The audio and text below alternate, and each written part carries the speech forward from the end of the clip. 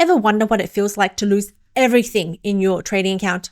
Not once, but a dozen times. I've blown up 12 accounts with trading bots that I thought would make me rich.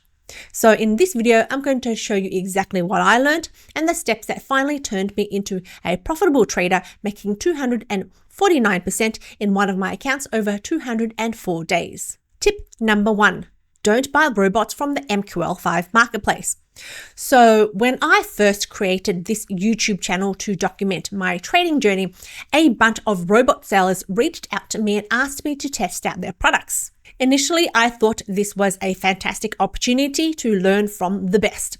So I took them, I tested them, and one by one, they blew up my accounts. And I noticed something. I noticed when they blew up my accounts on the seller's website, their accounts would either get a deposit of more money, and then when the drawdown was over, they would withdraw the money if the account survived. If not, they would replace the account with something totally different. And unfortunately, I didn't really learn anything from all that time I spent trading other people's robots. Instead, I just lost thousands and thousands of dollars. And I learned about how much manipulation there is online. Okay, so if using other people's robots is not the solution, then naturally I would have to build my own, right? Which leads us to tip number 2. Building a trading strategy is only 20% of all the work required.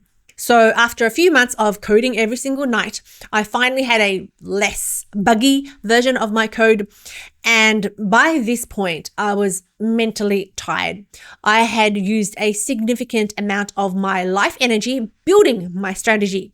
I was pretty invested into making this idea work. If this strategy fails after spending months and months coding it up, I was gonna be angry. I was gonna make this work no matter what. And that is a very dangerous mindset to be in, because out of 1,000 ideas, only a handful might be good. And if you spend months and months developing a strategy, you're not likely going to accept the fact that it sucks and you have to throw it away. So the build process is only 20% out of all the effort required in a true strategy development workflow.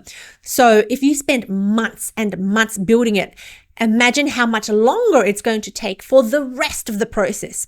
And if you know that only less than 1% of your ideas are going to work out, then building a strategy from scratch, taking months and months is not sustainable, not from a mental perspective and not from a time perspective. It's much more important to be able to build strategies quickly, throw them away quickly, and to spend the most of your time on what matters, the testing part of the process.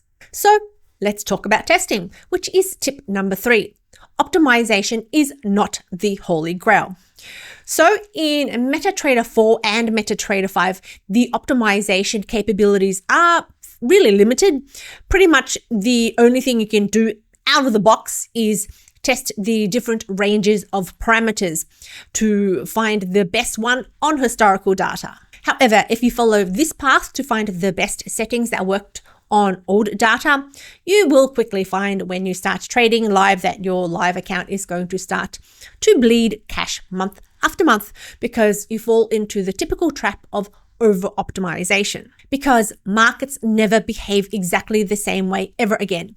And the settings we found are highly unlikely to work in the future when the markets change. By the way, if you're enjoying these tips so far and you want to get 30 free tips from me, there is a link below to sign up.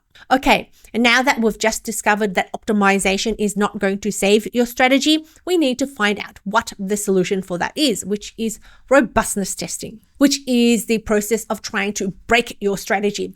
If a strategy can survive all the different methods you throw at it to try to break it, it means it is a robust strategy and it is more likely to work in the future. So what robustness tests are there? There's multi-time frame testing, where you take your strategy and you test it on different time frames. There's multi-currency testing, where you take your strategy and you test it on different currencies. Then there's Monte Carlo parameter sensitivity test, where you change your settings a little bit higher and a little bit lower, and you repeat that test hundreds of times to see if this strategy totally falls apart. That's just some of the robustness tests that I teach to the students of my Algo Lab community. There's so much more. Generally, MetaTrader 4 and MetaTrader 5 are not good tools to perform these tests. Some might be possible, but you have to do them manually and they take a long time. Imagine having to backtest hundreds of times, tweaking your parameters a little bit each time, and then grabbing all those results, somehow mashing them up onto a chart to see what the impact of your test is. That would take months. Whereas now I've stopped development on MetaTrader 4 and MetaTrader 5. I use a software called Strategy Quant, and it will do the robustness testing for me in a matter of minutes, saving me time so I can go out with the kids instead of staring at the screen all day. All this testing is great, but they are all dependent on having good data. And unfortunately, brokers don't offer good data. I'm talking about tick data spanning over many years. This will vary across different brokers, but I found generally that if you try to do a backtest on your broker's data for over 12 months ago, you find that the data quality drops from 99% all the way down to like 10%. That is just if you wanted to test over 2 years. What if you want to test over 3, 4, 5 or more years? You can't make decisions if your candlesticks are weird looking. So tip number 5 is to get good data, and the best source of multi-year tick data that is clean and reliable for Forex is eareview.net.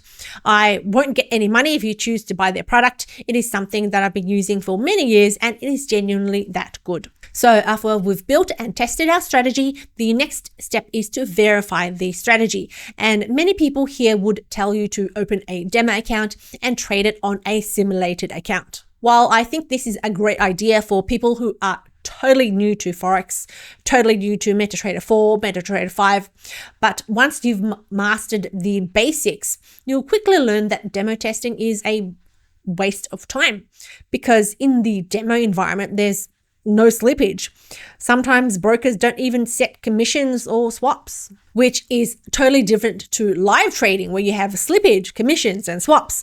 And that's why sometimes you'll see a robot trading making huge profits in a demo environment. They'll totally fail and start bleeding money on live real money accounts. That's why nowadays when I test on real live accounts. Tip number 7, invest in yourself and have an education budget. Now, I know some of you believe everything should be free online. Some of you believe you can learn everything you need in a YouTube video. I have personally spent tens of thousands of dollars in books, courses, and mentors. And I can tell you from experience, the stuff that is available in paid content, like books, courses, and mentors, they are not available in a nice and neat little YouTube video. Sure, that information might be available somewhere in a throwaway statement someone might make in a 3 or 4 long hour video, but with thousands and thousands of videos and news articles out there, how do you know as a beginner what you need to listen to? How do you know that the information that they present to you is not going to be harmful to your trading process? You can start with books, which are relatively cheap, not the ChatGPT AI summary, actually reading the book. And here are some of the books that I have in my bookshelf about trading. I am a huge fan of Kindle and Audible, where you can get books that are much cheaper than the hardback books. So I started with the Kevin Davey books, and now I am in the middle of reading Robert Carver's books, which is a bit more advanced. Okay, let's move on to backtesting. So I trade on the MetaTrader platform. I trade on both MetaTrader 4 and MetaTrader 5, and both of these platforms come with a backtesting functionality. And unfortunately, many people don't realize that backtesting is a highly inaccurate indication of how the strategy is going to perform live. Now, MetaTrader 5 is slightly better than MetaTrader 4 because it does have a spread history, and spreads is the difference between the bid and the ask price because it is where you buy and sell your orders. But have you ever paid attention to the swaps and commissions charged by your broker? Swaps can change every day, and commissions also change. For example, on a particular broker that last year I was being charged $13 per round a lot for gold. Right now in February 2026, the commissions on gold is $25. So the swaps and commissions and spreads all change potentially every single day. But MetaTrader 4 and MetaTrader 5 don't account for this. When you run your backtest, your MetaTrader platform, it takes what today's current swaps are, what today's current commissions are, and it will use those values and simulate that in your test. It does not account for changing fees, which is why every day when you run your backtest, you'll get a totally different result. And when you trade your strategies live, you can never replicate your live trading conditions. That's why backtests should be used as an indication of how your strategy might perform. It is not how your strategy will perform in the future. By the way, if you're enjoying these tips, you can get 30 more free tips by clicking on the link below. So we know spread changes throughout the day, but have you ever actually paid attention to how much this spread changes by? I did. I downloaded my broker's MT5 data over the past 12 years. And when I tracked these spreads on my broker, I found that on average, back in 2003, the spreads were about 50 points or 5 pips. Nowadays, they are generally much lower on raw brokers, being about 1 to 5 points for major Forex pairs. Sounds great, doesn't it?